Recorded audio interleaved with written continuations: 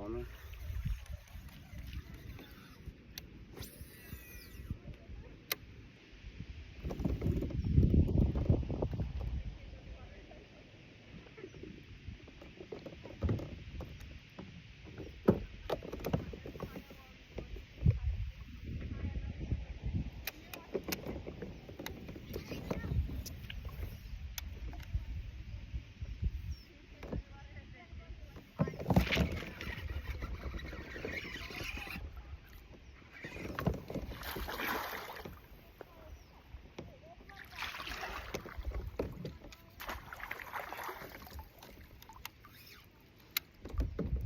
Almost lost my reel there.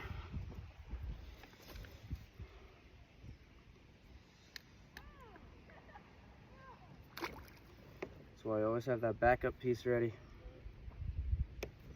If you miss them on the frog, you throw a punch, light punching rig down, you'll definitely get one.